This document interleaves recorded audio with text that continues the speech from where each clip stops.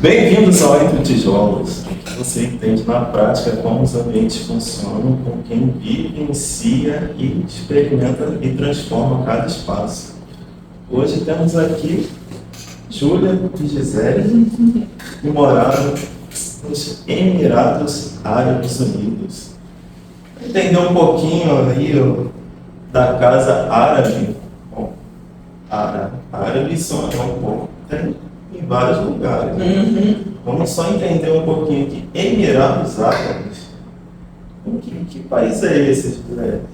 Na verdade, são 7 os Emirados, né? São 7, eu não vou lembrar o nome de todos os 7, né? Os mais conhecidos. O principal é Dubai, que é famoso mundialmente pelo turismo, principalmente, né? E Abu Dhabi, por se tratar da capital do país chamado Emirados Árabes Unidos. Mas existem outros, né? Fujairah, Sharjah, Oman é o país vizinho, entre outros Emirados, né? Que se uniram ali. Vamos pensar como se fossem 7 estados que se uniram para formar o país chamado Emirados Árabes Unidos, e onde Abu Dhabi é a capital, que foi onde nós moramos durante 2 anos. Árabe é um termo utilizado para denominar a etnia de um povo, assim como nós somos latinos, né? Eles que moram ali naquela região são árabes. Então, o libanês, as pessoas que moram em Oman, os que moram na Síria, que moram no Catar, que moram no Kuwait, que moram na Arábia Saudita, são diferentes dos turcos. A gente precisa diferenciar um pouco isso aí, mas se trata de uma etnia, né? Então nós moramos nos Emirados Árabes em Abu Dhabi, país de primeiro mundo, um lugar altamente comprometido com a tecnologia, com a inovação, com a segurança e com uma arquitetura peculiar, contemporânea, mas ao mesmo tempo ligada fortemente às tradições e carregada de uma secularidade, de uma cultura, de um enraizamento daquilo que eles são, do que eles representam, né? Tudo isso muito misturado. Então, não tem como você olhar e não dizer assim, essa é uma casa árabe, esse é um prédio de um arquiteto árabe, porque ele consegue imprimir esse traço na arquitetura deles. É muito característico. Sim, legal saber. E Júlia, o que é o clima lá? Então, o clima dos Emirados Árabes, né, todo o clima daquela região, a gente vê que é localizado no hemisfério norte, então é bem o contrário daqui. Aqui é um país mais tropical, a gente tem as estações do ano, né, que começa com o verão e termina o ano termina no verão também, mas assim, tem verão, outono, inverno e primavera. Lá é o contrário. Lá começa no inverno, tem a primavera, depois o verão, que é no meio do ano, que é quando as pessoas mais costumam viajar, bem como aqui no Brasil, né? Lá tem essa inversão. E lá a gente observa que na arquitetura lá é bem preparado para receber essa temperatura. A gente observa, por exemplo, que em todos os estabelecimentos, desde casas, escolas, até mesmo farmácias, ou aquelas lojinhas de esquina, todas são preparadas com um ar-condicionado central, porque são temperaturas muito altas, o que torna inviável da pessoa acabar permanecendo ali dentro, sem nenhum tipo de ventilação, né? A gente também observa que isso influencia na forma como as casas são projetadas, os vãos, né, as janelas. E, bom, a gente foi andando, a gente foi percebendo a temperatura, né, a gente foi reparando no choque térmico, porque aqui é um país quente, mas é um país ventilado, aqui é tropical, a gente lida com chuvas, lá quase não tem chuva. Então a gente também observava que quando chovia, o trânsito meio que estagnava, porque eles não são preparados nem para receber chuva Então qualquer chuva alagava tudo, alagava aeroporto, alagava shopping, alagava estradas das mais locais até as grandes avenidas. Assim como também a gente observava que eles ficavam um pouco receosos, porque não é uma coisa muito natural para eles, né? A gente sempre observa, a gente ainda acompanha muitas pessoas que moram lá e canais de notícia, que toda vez que chove vira uma grande manchete. O que é irônico, porque aqui em Macaé especialmente chove bastante, chove na serra e tudo mais. Assim como a gente também observa do clima, aqui a gente sai da cidade, a gente lida com um ambiente serrano, de natureza, mata. Lá você lida com um deserto. Então é um clima bem úmido, apesar de ser deserto, é um clima úmido. Calor úmido. É um calor úmido. É como se fosse uma grande estufa. Era de noite no verão e você olhava, por exemplo, os postes, você via aquela umidade no ar. Sabe, a minha mãe que usava óculos, ela saía de casa, o óculos embaçava. A bolsa, a roupa, você passava assim, ficava aquela umidade, como se você estivesse entrando mesmo numa sauna. É realmente uma grande sauna. Dá para caminhar na rua meio-dia? Então, não. Principalmente nos períodos de verão, a gente evitava sair durante o dia. Então a gente deixava para fazer todas as coisas na parte da noite. Sempre quando o sol se punha e a rua ficava lotada de gente, porque todo mundo pensava igual. Inclusive existe uma lei que nenhum funcionário que trabalha na construção civil, varredor de rua, jardineiro, eles não podem trabalhar no período de meio-dia até 3 horas da tarde. Sim. Eles são proibidos por lei, porque desidrata, passa mal. E aí você não vê ninguém trabalhando outdoor, né, na parte de fora. Sim. Né? Outra coisa que até a Júlia esqueceu de comentar, até os pontos de ônibus têm ar-condicionado. Assim, teoricamente, né? Alguns acabavam não tendo, mas desde em si a proposta é muito boa, eram realmente pontos de ônibus fechados, não é igual aqui em Macaé que é aberto. E essa questão do clima ser meio que invertido daqui do Brasil, isso foi um grande choque pra gente, porque a gente foi embora daqui do Brasil em setembro, então a gente estava caminhando para a primavera. Sim. A gente chegou lá, já era quase inverno. Então teve esse choque, a gente saiu do inverno, quase primavera, a gente voltou, chegando no inverno de novo. E é bem diferente tudo isso, a gente lidar com essas mudanças, né, da gente passar a usar mais casaco em um mês que a gente estaria indo mais pra praia. Sim, né? E a questão de, por ser tanto calor, a gente ficava muito dentro dos ambientes, sim, dentro do shopping, dentro da escola, dentro de casa. Dentro da todas as atividades nos períodos de calor, tudo muito dentro dos lugares, porque do lado de fora é muito difícil durante o dia. Sempre, se você tivesse que fazer alguma atividade do lado de fora, nos períodos de calor, na parte da noite, quando o sol estava. Sim. Apesar de lá eles terem um grande investimento para parques públicos, parques familiares, eles investem pesado, Sim. colocando sempre restaurantes conhecidos. Eles utilizam também de, por exemplo, muita sombra, apesar de lá ser um país que não tem muitas plantas como aqui, a gente observa que eles aproveitam muito da tecnologia de poder relocarem, né, diferentes vegetações para criarem sombra. Sim. Eles utilizavam muito de fontes Jardins irrigados. que acaba gerando, né, acaba refrescando um pouco, né? Então a gente observa que eles pensaram muito bem nas decisões, tanto para as casas quanto em questões urbanísticas, né, atendendo a cidade como um todo. E muito grande. Como o país é um país pequeno, a gente coloca o Brasil do lado dos Emirados Árabes Unidos, é realmente uma diferença enorme. Os Emirados Árabes é do tamanho do estado do Rio Grande do Norte. Para ter uma noção. Mas a gente, como minha mãe estava falando, né, não é exatamente um país, são Emirados, como se fossem, entre muitas outras cidades, estados, assim. Então, como cidade, uma cidade enorme. E é muito interessante também uma coisa que a gente não citou, que eles já criaram muitas ilhas artificiais. Praias artificiais, ilhas artificiais, canais artificiais, no intuito de trazer a água e trazer essa coisa de se tornar um lugar um pouco mais fresco ali. Trazer vegetação marinha, trazer pássaros marinhos e tornar mais refrescante para as pessoas. queria voltar num ponto que a gente já comentou, que é muito quente, Sim. que a gente usa bastante o interior. Sim. Se a gente pensar isso dentro de casa, Sim. como que a arquitetura lida com isso? Em questão de janelas, de climatização, das paredes serem mais grossas? Sim, as paredes são mais grossas.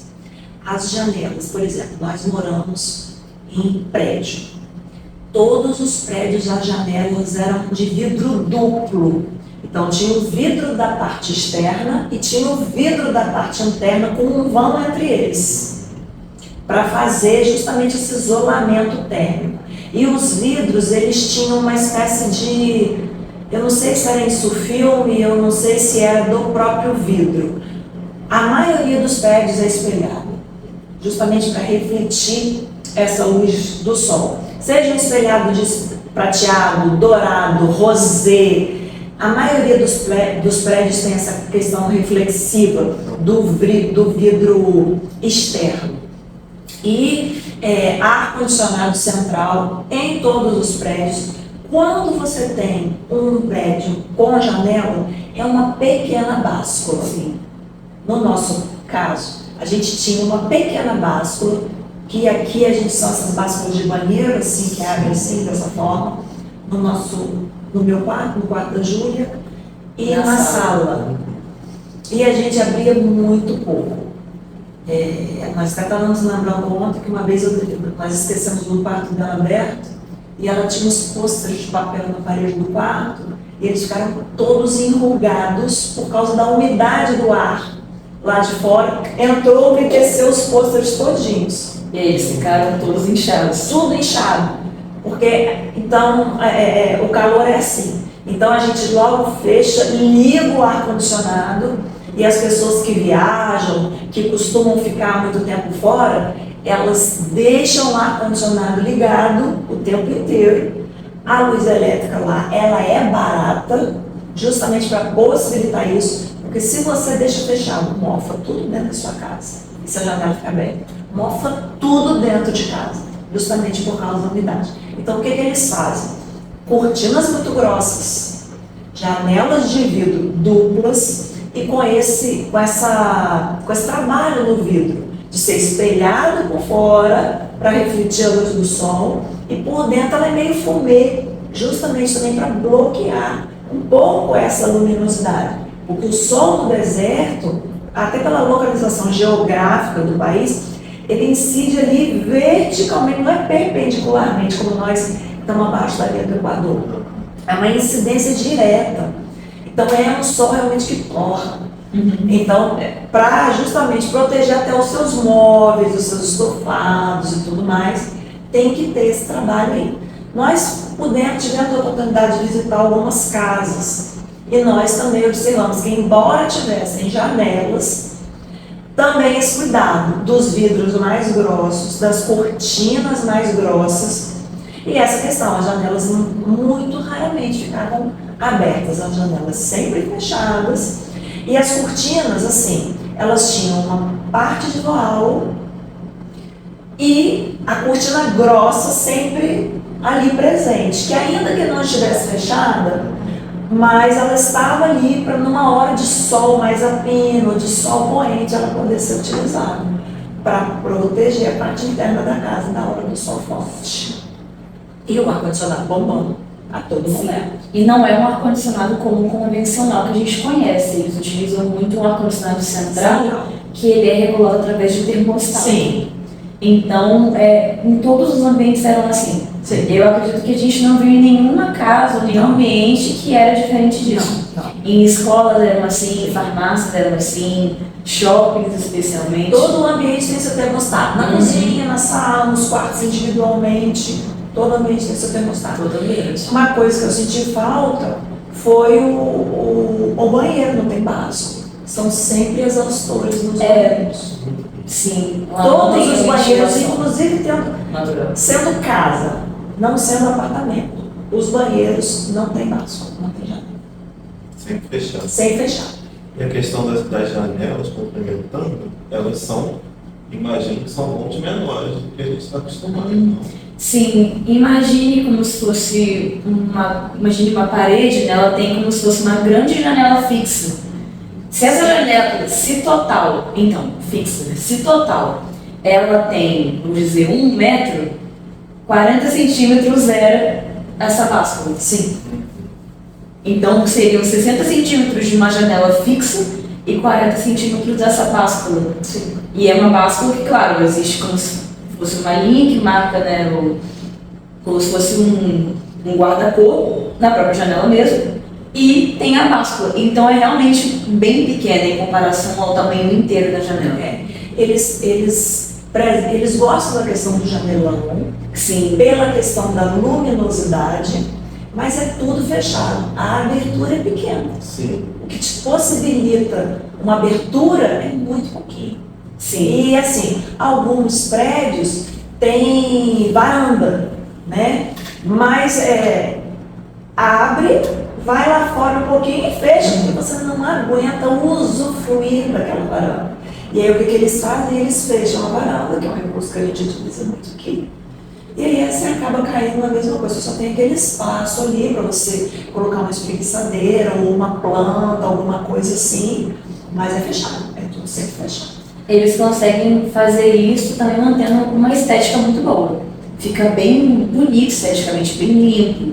Então você acaba ficando fascinado pela vista, mas você nem percebe que, na verdade, você só está com uma fresta de ventilação natural. O resto é tudo para ar-condicionado. Tudo para ar-condicionado. Aqui no Brasil a gente tem o costume de usar muito beiral, né? Projetar, seja o telhado, seja a cobertura, para ter esse espaço de sombra. Sim, sim. Mas pelo que vocês estão comentando, não deve funcionar. Não tem muito. Não. Em algumas casas, Sim. que são casas mesmo, algumas a gente reparou que tem, Sim. mas foi o que ela comentou, não é muito possível de usufruir, como a gente usufrui aqui no Brasil, pela temperatura. Eu acredito que mais no inverno. Sim, no inverno é possível, assim, a gente nota algumas casas lá com esse espaço, mas é um espaço que você só usufrui nas épocas mais frescas do ano, né? Nas épocas de verão não dá para ficar do lado de fora. Outro aspecto também que a gente não mencionou tanto, que não nos afeta tanto no urbano, mas é algo a gente se pontuar, que existem de vez em quando tempestades de areia. Sim. Então, acaba sendo um pouco, como que eu falo, incômodo para as pessoas que possuem varandas ou que possuem alguma área externa, por causa da quantidade de areia que essas tempestades vão trazendo. Exato. Que são realmente grandes ventanias carregando um redemoinhozinho de areia junto. Invade a cidade toda. Sim, na verdade, não é uma areia, a areia de lá não é uma areia como a gente tem aqui, é uma areia grossa. São partículas muito finas. Então você olha lá fora, é como se tudo estivesse laranja. Então, são partículas muito, muito fininhas. É como se uma nuvem laranja cobrisse tudo. Uhum. Então, você sabe que ali é uma tempestade de areia. Se você passa o dedo, é que você percebe que é tudo pó. Entende? E eu lembro uma vez, uma vizinha falou assim: esqueci o meu varal de roupa na varanda do lado de fora. Vou ter que lavar a roupa das crianças todas de novo. E é isso que acontecia. Então, a gente... você acaba mesmo ficando refém de ficar do lado de dentro, entendeu? Não tem muito você não tem muito outra opção. Assim como a gente aqui tem a questão da chuva, lá a gente tem essa questão da tempestade de areia. Eu acredito que seja por isso que eles investiram em grandes mãos, que mostra bastante do lado de fora, para a pessoa ainda assim ter uma percepção de assim, eu estou vendo o lado de fora, apesar de eu estar dentro, apesar de eu estar meio enclausurado, de eu estar possibilitando de eu ver fora. Porque aqui no Brasil a gente utiliza muito a varanda para isso, para a gente ter esse contato com a paisagem. Ou lá, por essa questão, acredito que foi uma alternativa. Não são todos os prédios que têm vãos grandes quanto os nossos tinham, mas a gente observou isso estando lá, a maioria dos prédios são assim. Você fica isolado, né, das condições extremas Exato. externas, mas ao mesmo tempo você tem uma visão. Se usufrui. Sim. E eu acredito que seja por isso também que as casas lá sejam tão espaçosas, na parte de dentro. Por quê? Porque a família árabe, por tradição, por cultura, é muito numerosa. Eles têm muitos filhos. Você já imaginou um monte de filhos num espaço pequeno? A criançada se mata.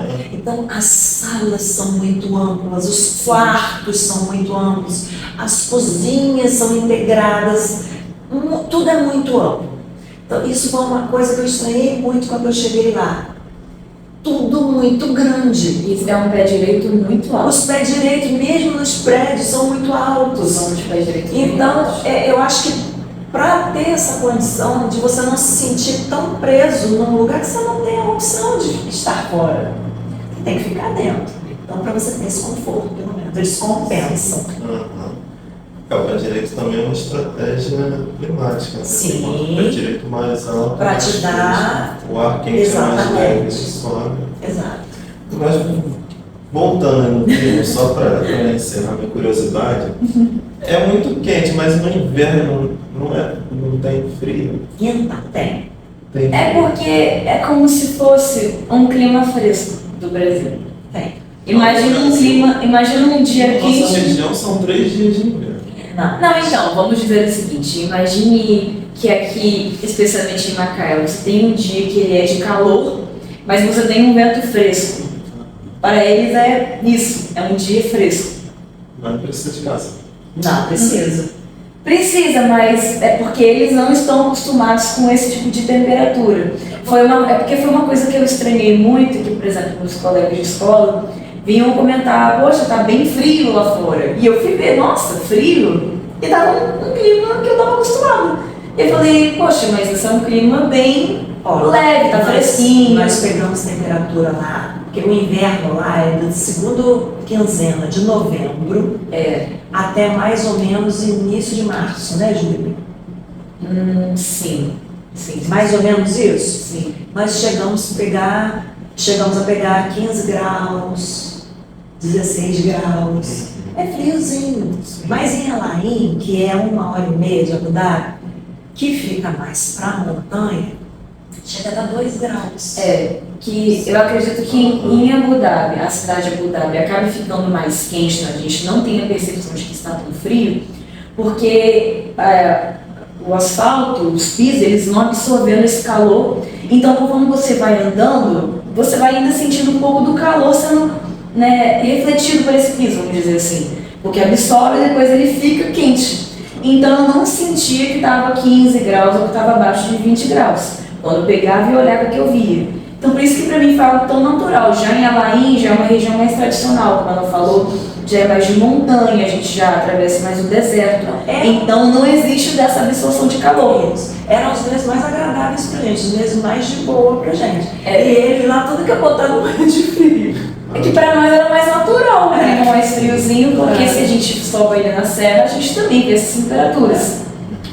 Só que eu acho que a absorção de calor que influencia na percepção. Agora eu quero voltar no ponto da casa espaçosa e da família numerosa. Como é a família árabe em relação aos visitantes? Tem entradas separadas, todo mundo entra pelo mesmo lugar? Então, eles costumam ter uma sala para receber as pessoas, porque eles preservam muito a intimidade familiar. Então, tem normalmente uma sala grande, espaçosa, para a visita ficar ali. Né? Nós temos essa cultura de vem conhecer a casa, e aí você mostra a sua casa para todo mundo, né? Aqui é o quarto, ali é a cozinha. O árabe não tem isso. Tem aquela sala ali, ele vai te servir, eles são extremamente generosos em montar uma mesa. Ai de você se recusar uma refeição que o árabe te oferece, isso é uma extrema grosseria com eles. Ele vai montar uma mesa farta para você comer com ele, se ligar com ele naquele ambiente que ele preparou ali para você e acabou. Entendeu? Então tem essa área, mas ele preserva a intimidade familiar dele. Não tem esse negócio de vou te mostrar minha casa, não. Não tem isso. Entendeu? E normalmente é assim, é uma sala muito ampla, com as poltronas encostadas assim na parede e um tapete grande no meio, aquele vão no meio livre, né, Júlia? Só com uma mesa perto da poltrona, assim, aquele vão grandão para os caras correrem pra lá e pra cá. Também porque nas casas mais tradicionais eles têm o costume de se sentar ao chão. Sim. Então existe uma mesa que ela não é igual à nossa, que É ela uma mesa mais baixinha. ela é pensada justamente para a pessoa sentar no chão e eles não utilizam muitas vezes de talheres. Eles comem com a mão. É um costume deles. Fica no chão, no tapete. Então, às vezes fica no chão. Eu já vi um costume que eles preparam uma grande panela com arroz, com frango, e eles colocam um prato no chão, vira a panela assim, colocam um prato no chão, e eles vão comendo. Principalmente culturas indianas, culturas beduínas do deserto, tem assim. Apesar de também, eu já vi Emarates fazendo isso. Faz a Emarates são proteína, de Jagudá. faz a proteína naquele panelão, coloca ali no centro e você vai tirando um pedaço do pão, misturando com a proteína, recheando com a proteína e comendo com a mão. Isso é muito natural na cultura deles. Então é bem esse ritual, né? Não, ritual, esse costume de aglomeração, né, de estar todos coletivos, comendo juntos. Eu percebi que eles gostam muito disso. Mas é para chegar nessa sala. Eu cheguei na sua casa. Para chegar nessa sala, por onde que eu percorro? Todo mundo entra pelo mesmo portal, pelo mesmo espaço, pela mesma entrada. Mas aí tem um hall, aí tem uma sala. É uma porta única que entra. Você chega aqui naquela sala. Dessa sala, no ambiente interno da casa, que é outro. Então o primeiro ambiente Sim. que tem na casa do árabe é essa sala. É essa sala de visita. E assim, nessa sala de visita, a família inteira recebe quem está chegando? Ou é dividido por homens, mulheres? Então, nas casas mais tradicionais, homens para um lado, mulheres para o outro lado. A mesma sala, só que um fica de um Não, aí são salas separadas, entendeu? Mulheres para um ambiente, homens para o outro ambiente. Porque tem uma outra questão. O narguilé, você sabe o que é a narguilé? É aquela bebida que tem um negócio de fumo dentro, bota uma bebida dentro de uma garrafa comprida assim, e uma mangueira para pitar junto. Homens fumam aquilo ali e é cultural deles. Eles se reúnem para fumar narguilé. Mulheres já não usam, não fumam narguilé. Entendeu? Então, homens num ambiente lá, conversando de negócios, fumando narguilé, e mulheres do lado de cá, conversando coisas de mulheres e tal. E se forem mulheres costumam, por exemplo, tirar o véu quando elas estão entre elas, quando estão com os homens jamais tiram o véu. Não tiram o véu.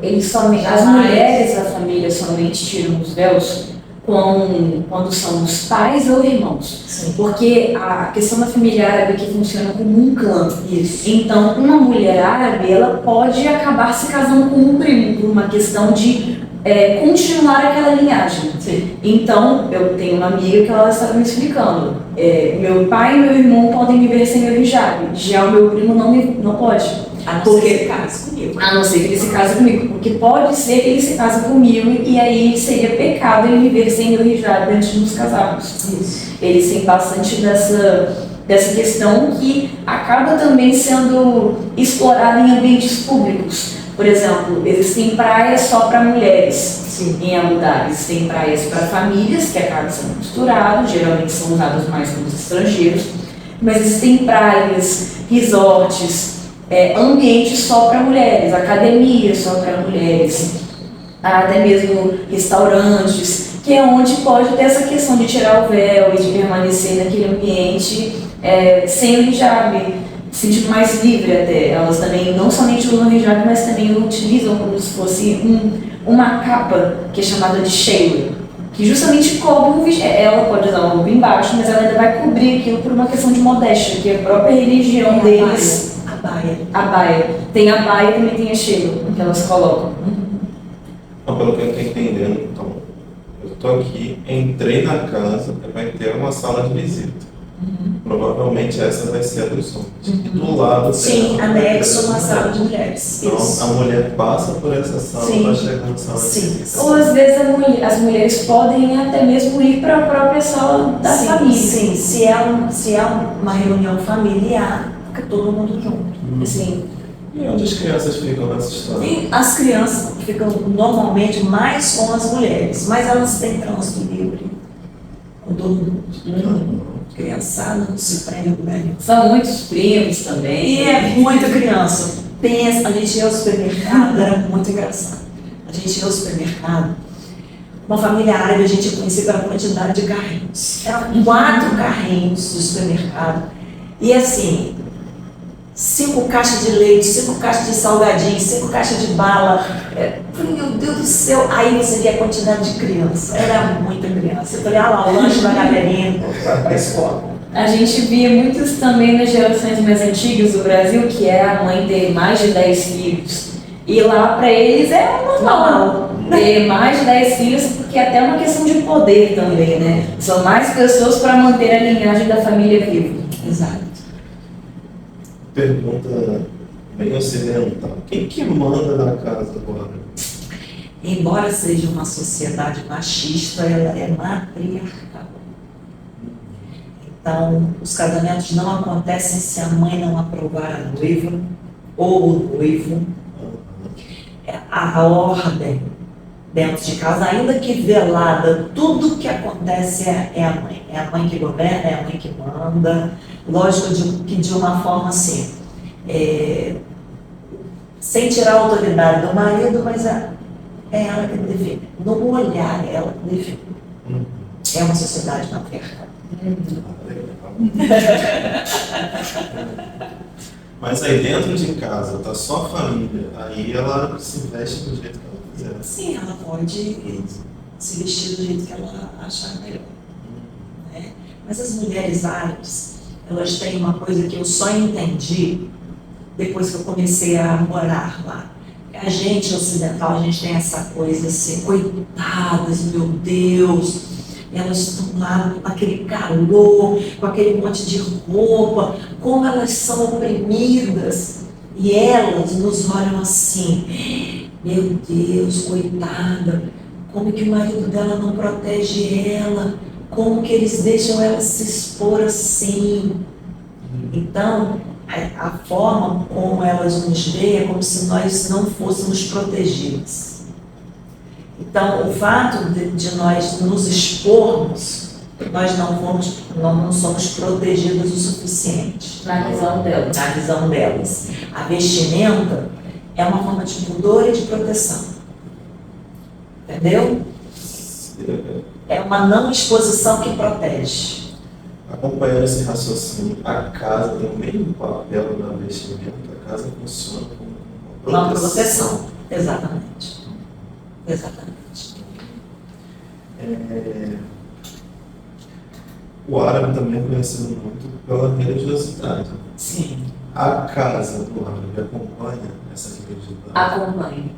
Todas as casas, ambientes, lojas, escolas, elas possuem uma sala que é chamada de sala de oração. Geralmente ela é dividida, uma sala de oração para mulheres e uma sala de oração para homens. Na cultura do Islã, em cada quarteirão existe uma mesquita, que são templos de oração. 5 vezes ao dia essa mesquita ela vai tocar uma oração, que ela é feita pelo orador dentro da mesquita. Eles estendem seus tapetes, eles fazem uma oração que eles precisam encostar a testa no chão. E eles ficam nesse ritual e é uma coisa que, assim, eles falam o que eles estiverem fazendo. Seja uma consulta, seja um motorista indo dirigir um ônibus escolar, ele para o ônibus, ele estende o tapete na rua e vai. E a gente observa tanto nas casas quanto nas escolas, em todos os lugares que possuem essa sala de oração, elas possuem um indicativo de onde está Meca, que é uma cidade na Arábia Saudita, uma região, a capital, onde é como se fosse a Jerusalém deles, no sentido de peso espiritual.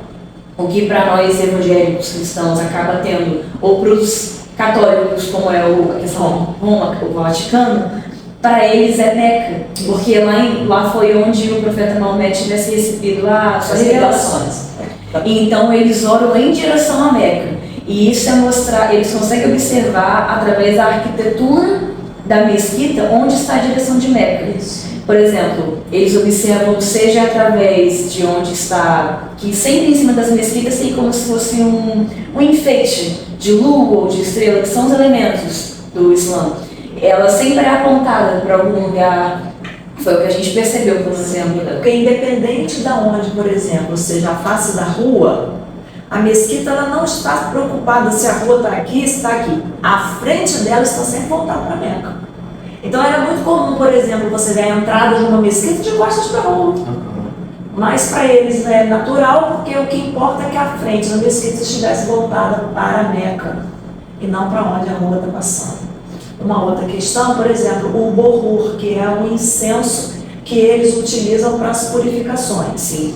É uma vasilha, você coloca um carvão e um incenso ali dentro. A pessoa se coloca essa vasilha no chão e se coloca em pé em cima desse incenso. Ele entra por dentro da roupa, te perfume inteiro e te prepara para ir à mesquita fazer a oração. E eles colocam isso na entrada do shopping, na entrada das salas de oração, dentro de casa. O cheiro impregna, inclusive nas horas das orações lá em casa. Lembra, Júlia? O cheiro vinha pelo duto do ar-condicionado. Porque é uma característica que a gente percebeu também nos árabes, que para nós o incenso, os perfumes, eles são fortes, mas eles não são amargos, vamos dizer assim. Lá já é uma questão cultural, que agora que a gente está vendo com a popularização de perfumes árabes, essa questão do cheiro forte, de fragrâncias como cravo, são amargas pra gente. Então, canela. Então pra gente é uma coisa meio estranha, porque é um cheiro que te pega de surpresa, que ele é muito forte, ele gruda na roupa, mas pra eles é uma coisa natural. As crianças crescem vendo esse tipo de ritual. E aí você estava dentro de casa, daqui a pouco vinha aquele cheiro, eram eles se preparando para fazer as orações, sejam dentro de casa, aí daqui a pouco você escutava, aí era por isso que eles, né? Dia de sexta-feira, então, que é o dia sagrado deles. É como se fosse um domingo pra gente. Era mais acentuado ainda. E essa questão que a Júlia falou, são 5 chamadas por dia, né? E assim, uma vez eu fui a uma consulta médica, a sala de espera lotada de gente, deu a adoração, o médico saiu da sala, se dirigiu lá na sala de oração, se fechou, ninguém fala nada, ninguém reclama, cumpriu o período de oração dele, voltou para o atendimento. Já tive uma vez eu estava no ônibus, o ônibus parou, o motorista desceu, abriu o tapetinho na calçada, orou, entrou, ninguém fala nada, ninguém reclama. Isso é natural. Na praia, uma vez a gente estava na Rua da Ariate, tem as salas de oração em todos os lugares, dentro do shopping, nas escolas também. A religiosidade deles é muito presente. Quem dera que aqui tivesse uma igreja na praia, uma igreja no shopping, uma igreja em todos os lugares, quem dera que a gente, motorista de ônibus, parasse, abrisse a Bíblia, lesse o Salmo e ninguém, absolutamente ninguém reclamasse, né? Mas porque você vê esse período de devoção, cara, meio-dia, debaixo do sol quente do deserto, aquele bando de homens ajoelhados no chão, fazendo as orações deles, debaixo do sol. É uma profissão de... Aí, às vezes, a gente fala, pô, tem muito de religiosidade ali? Tem. Mas, ainda assim, é uma lição para o mundo ver, de devoção ao Deus deles, ao Deus que eles prezam, entendeu? Então, a gente precisa parar para refletir um pouco a respeito disso, né? E dentro das casas existe essa mesma devoção. É o que eu imaginei, assim, quando vocês falaram que o motorista para, que tipo, o trânsito inteiro para. Sim, o trânsito inteiro para, principalmente em frente às mesquitas, o trânsito, porque a rua, ela é tomada de pessoas em cima dos seus tapetinhos orando. Então para, todo mundo para, se tem música tocando, para. Se tem algum tipo de ruído de vez, não uma pausa. Sim, sim. Não é uma oração longa, ela geralmente 5 a 10 minutos. Mas ainda assim, eles param tudo que estão fazendo, para a aula, para tudo e fazem essa A oração. segunda coisa que eu imaginei também é sendo a sua profissão. Você está fazendo um canal ali no paciente. Tipo, para tudo ali, deixa o paciente com a boca aberta. Sim, sim. Os comerciantes abaixam as portas. Interessa se ele está fechando um negócio. Deus é mais importante para ele ali naquele momento. Interessa se ele está fazendo a melhor negociação. Dá licença. Eu vou cumprir o meu período de oração. Depois eu volto a negociar com você. Entendeu? Legal. Além dessa sala de oração, tem mais alguma coisa dentro da casa que reflete essa espiritualidade? Bom, agora é um período que eles estão no Ramadã, né? O Ramadã é o mês que eles celebram a iluminação do profeta Mohammed, né? Que quando Mohammed recebeu, né, as profecias lá que estão lá no Corão. Então, eles jejuam do nascer ao pôr do sol, sem água, inclusive, né? Jejum total. E do pôr do sol até o nascer do sol, está tudo liberado, festa, comida, tudo que você puder imaginar. E eles enfeitam, não só as casas, as ruas, os shoppings, as roupas. É uma grande celebração. E isso se reflete. Eles enfeitam as casas de luz, parece, sei lá, Natal, Júlia. É mais até do que Natal, né? Eles enfeitam as fachadas das casas, os shoppings, tudo com ornamento de lua, de estrela, né?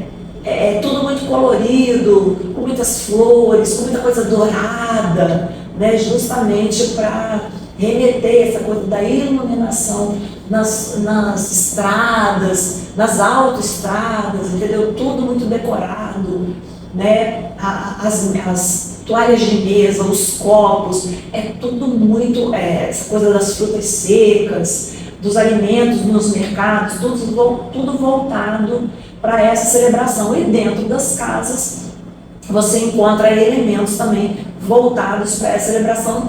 Tem casa que permanece direto, dependendo da religiosidade da família.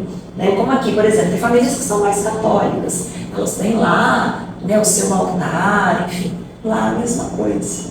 O que eu acredito que reflete bem essa questão da religiosidade para eles são que eles utilizam muito de padrões mesmo, estampas.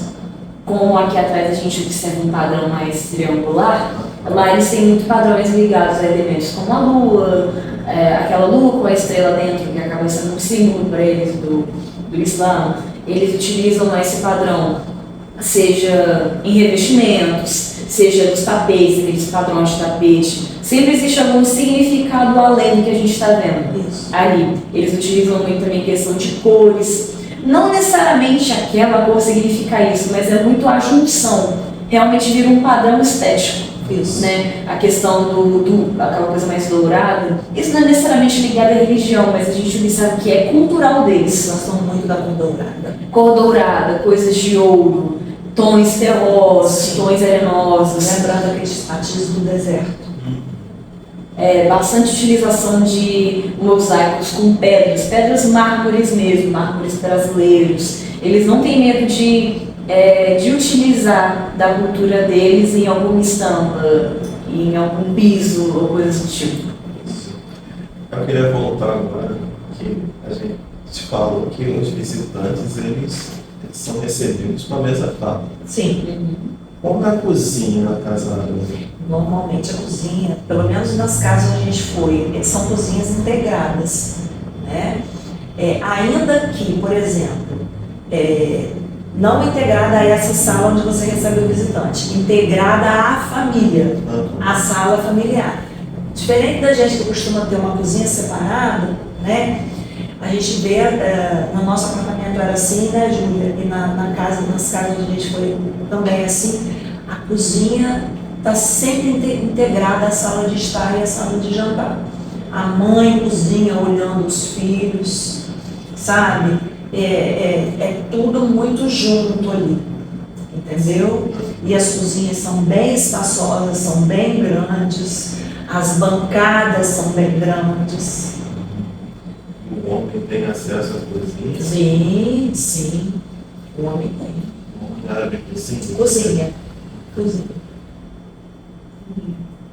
Apesar de quem observa que também cozinha mais nas famílias árabes tradicionais são geralmente as criadas, né?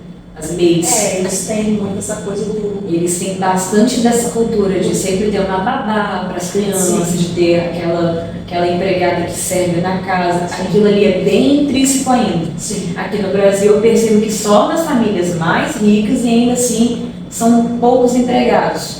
Ou aquela coisa da babá bem integrada na família. Lá é mais separado, mas é assim, é essa que ela é a servente para casa.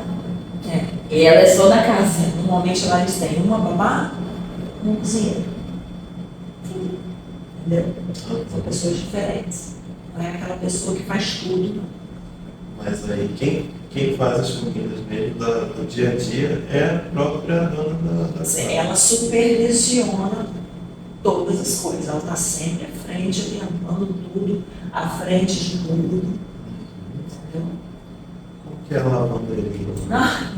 Isso foi uma coisa que eu senti muita falta, porque não tem. Se é uma coisa que eu queria levar do Brasil para lá, a famosa área de serviço, que não existe. Não existe tanque. Tanque, o que é tanque? Que é assim, como que é na área de serviço? Dentro da cozinha havia um armário com porta de madeira, onde tinha uma máquina de lavar. Então você abria a porta do armário, tinha uma máquina de lavar. E em cima dessa máquina de lavar, 2 prateleiras. Só. Então, em cima dessas 2 prateleiras, dava para botar ali os recipientes de desinfetante, detergente líquido, amaciante, o porta-pregador de roupa, só. Nem lugar para você pendurar uma vassoura, um rodo, não tinha. Acabou. E o varal? Não tinha também lugar para colocar, não. Eu tinha um varal de chão que ficava onde, Júlia? No meio da sala de estar. No meio da sala de estar. Perto do janelão que pegava o sol da tarde e ele secava muito bem, porque o ar-condicionado ligado direto. Tinha um calorzinho ali no vidro. E a roupa secava muito bem, 24 horas eu dava com a roupa seca, embora a máquina fosse lava e seca. Entendeu? Mas a gente é acostumada a secar roupa no varal, a gente não tinha. E assim, alguns tipos de tecido na lava seca encolhem. Então eu sou um pouco até hoje, um pouco resistente, embora eu tenha a lava seca ainda, mas eu sou um pouco resistente a ela, eu prefiro secar no varal. Então não tinha. Às vezes eu queria deixar uma roupinha de molho, deixar uma toalha de prato, não tinha tanque, meu pai, não tinha tanque. Então tinha que deixar uma toalha de prato, por exemplo, de molho na pia da cozinha. Lavar um tênis na pia do banheiro. Lavar um pano de chão na banheira do banheiro, porque não tinha tanque. Então isso eu senti assim muita falta, com certeza. Eu senti muita falta, né? Aquela velha área de serviço, porque lá não existia, não tinha. Júlia, o que você traria da casa árabe para o Brasil, da sua casa? Eu mencionei mais cedo, eu senti muita falta de um vasculhante no banheiro. Muita. Mesmo tendo alguns banheiros que eram projetados para a parede externa, então poderia sim ter um vãozinho ali, era sempre por exaustão mecânica. E a exaustão mecânica é um método que ele funciona, só que é aquela coisa, se você não manter a luz ligada, ela não vai ficar ligando. Então o banheiro sempre está com aquele cheiro meio úmido. Sim. E para mim aquilo não é muito legal. Eu sempre gosto de deixar o vasculhante aberto para ventilar, ajuda a não deixar o banheiro com aquele aspecto úmido, com aquele cheiro de molhado, mas deixa ele sequinho, ventiladinho. Essa foi a coisa que eu senti bastante falta da casa brasileira, que eu com certeza, se um dia eu projetasse uma casa para lá, eu traria esse toque, uma lavanderia e vasculhantes para as áreas molhadas, vamos dizer assim. Eu posso acrescentar uma coisa que eu senti falta também lá. Como a água é um recurso escasso, e aqui a gente tem mania de fazer faxina jogando água em tudo, lá isso era outra coisa que eu achava muita dificuldade. A faxina lá é igual na Europa e nos Estados Unidos, é na base do paninho. Então lá você não pode jogar, esfregando enxágue, assim, puxar água com o rodo, não existe isso lá. Então isso foi uma outra coisa que eu sentia muita falta de fazer. Aquele velho faxinão brasileiro, jogando água em tudo, esfregando, depois jogando água de novo, puxando o rodo. Tudo na base do mop, com muita parcimônia, sem fazer aquela lavagem é seco. Que isso aí. É meio diferente pra gente. Mas aqui de lá, da casa que tem lá na casa árabe, você traria para cá? O espaço, sem dúvida nenhuma. O pé direito mais alto. O espaço dos ambientes, entendeu? Esse pé direito alto, a amplitude dos ambientes eu traria para cá. Entendeu? Essa questão de tudo ser muito espaçoso, tudo ser muito amplo, ainda que os móveis não sejam, você não tem tantos móveis dentro do ambiente, mas você tem espaço de circulação, sabe? E isso te dá uma sensação de liberdade, de amplitude dentro do ambiente. Eu acho isso muito bacana. Sim, eu já acho, uma coisa que eu traria de lá não é necessariamente do árabe em si, mas eu vejo que eles se expressam muito, em termos de cultura e religião, na arquitetura. Porque lá eles têm uma condição financeira para contratar uma boa mão de obra, para, utilizar de bons materiais. Então lá eles se expressavam na arquitetura sem medo, a grandiosidade deles, questão dos padrões, de estampas. Tudo que é da cultura deles ficava muito bem refletido na arquitetura, nos prédios, casas, edificações comerciais. Eu queria trazer isso para o Brasil. Agora que os arquitetos da minha geração estão indo para o mercado de trabalho, que eles estão trazendo um pouco disso que era de tempos atrás. Só que eu percebo do brasileiro que ele gosta muito de padronizar, de colocar meio que todo mundo mais semelhante. Lá eu percebo que quanto mais único, melhor, e muitas pessoas lá faziam isso sem medo. Vamos colocar uma casa bem à nossa cara, com a minha cultura, sem ter medo de arriscar, sem ter medo de ficar muito grande, muito pequeno. Eles eram, assim, gritante: essa é a minha cultura, esse sou eu, essa é a minha identidade. Isso ficava bem nítido na casa. Eu traria isso para a casa brasileira. Para nós brasileiros, nós nos expressarmos mais sem medo de inovar, sem medo de trazer estampas, sem medo de trazer costumes na nossa arquitetura, porque eu vejo que é uma coisa que a gente não está mais sofrendo tanto agora, apesar da gente ter uma cultura, não vou dizer maior por conta de uma questão regional, mas a gente tem uma cultura muito ampla. Apesar dela ser um pouco daqui e ali, a gente tem uma cultura meio árabe Brasil, uma cultura meio África Brasil, uma cultura meio Europa Brasil, mas sem ter medo dessa exploração da cultura, no sentido de inovação. Eles inovam muito lá sem medo. Eles têm, por exemplo, eles gostam de ter os maiores edifícios do mundo. Por exemplo, eles têm o maior edifício redondo do mundo. Eles têm a maior moldura do mundo. Eles têm o edifício mais alto do mundo. Então, eles sempre querem, sim, vão fazer o maior do mundo. Então, eu queria muito ver isso também na arquitetura do Brasil, da gente conseguir inovar, da gente trazer as ideias, das pessoas terem essa pesquisa de não, quero colocar minha cultura nessa casa, quero colocar minha identidade nessa casa, sem medo de ir. Eles não tinham esse medo. Você andava lá, você ficava encantado com o quanto eles honravam os seus antepassados, trazendo a cultura antiga para as casas atuais. Como eu falei, né? Seja a questão dos tons terrosos, arenosos, seja a questão das estampas, seja a questão da religião e tudo mais. Eles ousam na questão da mistura de texturas, das estampas, eles misturam floral com pedra, com textura, com cores. E faz sentido. Não fica aquela coisa bagunçada. Fica tão absurdamente bonito e combinando que você fica encantado. Olha, eu fui visitar o Palácio do Governo e eu comecei a chorar. O meu marido olhou para mim: você está chorando? Eu falei: tô, porque eu não estou conseguindo traduzir em palavras o quão bonito é isso que está aqui.